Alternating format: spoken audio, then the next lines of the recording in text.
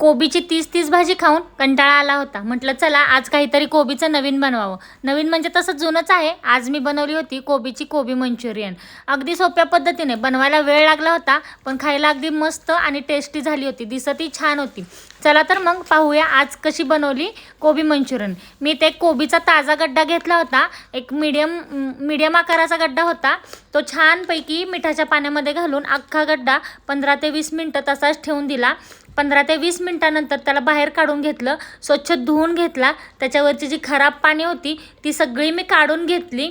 त्याच्यानंतर तो 4 भागामध्ये कट करून घेतला. कट करून घेतल्यानंतर त्याला उभ्या पद्धतीने एकाच अँगलला म्हणजे एकाच डायरेक्शनला मी त्याला व्यवस्थित खिसून घेतला.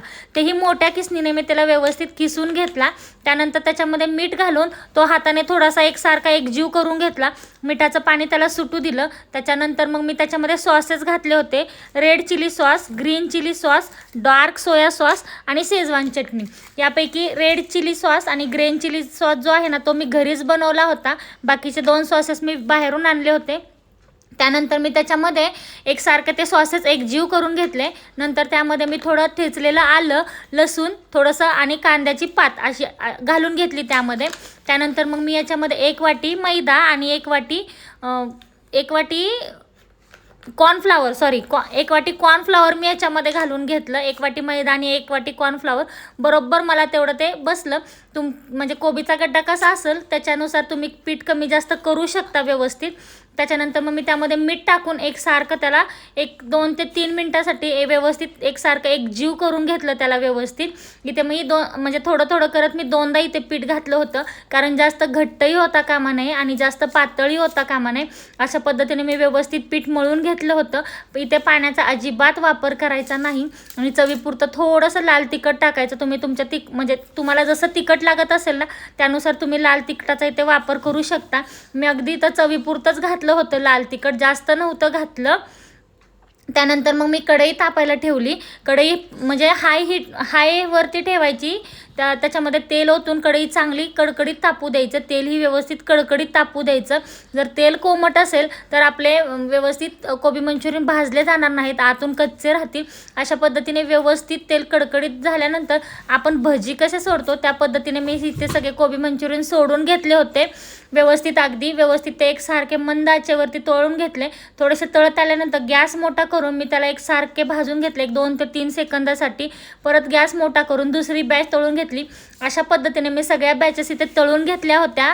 पूर्ण कोबीच्या गड्ड्याच्या व्यवस्थित मंद आचेवरती तळायचं आणि थोडंसं भाजत आलं की मोठा गॅस करून हाय हीटवरती त्याला व्यवस्थित 2 ते 3 सेकंद परतायचं, म्हणजे ते छान कुरकुरीत होतात. इथे तुम्ही पाहू शकता व्यवस्थित कुरकुरीत झाले होते. त्यानंतर मग मी त्याच कढईमधलं तेल काढून घेतलं. थोडंसं तेल त्यामध्ये शिल्लक ठेवलं आणि मग शेजवान सॉस बनवण्यासाठी याचा मी काय केलं होतं, एक छोटा कांदा चिरून घेतला होता.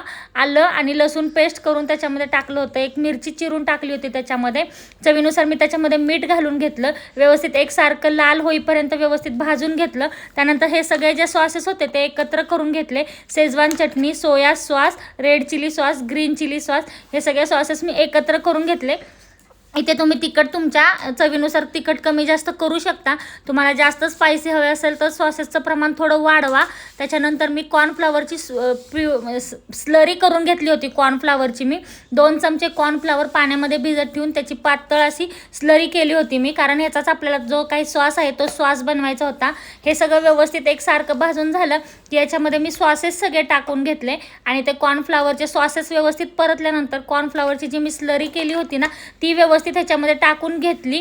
व्यवस्थित ती सरी टाकल्यानंतर एक बारीक मंदाच्या वरतीच व्यवस्थित त्याच्यामध्ये भाजून घेतलं. अगदी चिमूटभर मीठ टाकलं ह्याच्यामध्ये. थोडासा कांद्याची पात घातली याच्यामध्ये आणि व्यवस्थित त्याला एक उकळी फुटू दिली. म्हणजे जेणेकरून तो आपण जे कॉर्नफ्लावरची जी सरी घातली होती ना ती व्यवस्थित म्हणजे शिजली जाईल. या पद्धतीने मी त्याला उकळून घेतलं व्यवस्थित. एक उकळी आल्यानंतर जास्त शिजवायचं नाही, नाहीतर ते जास्त घट्ट होत जातं. एक उकळी आल्यानंतर मी त्याच्यामध्ये आपले जे कोबी मंचुरियन केले होते ते परतून घेतले. घेतले व्यवस्थित आणि त्या म्हणजे तो सॉस एकजीव झाल्यानंतर गॅस बंद करून घेतला. व्यवस्थित परतून झाल्यानंतर अशा पद्धतीने कोबी मंचुरियन मी ताटामध्ये काढून घेतले.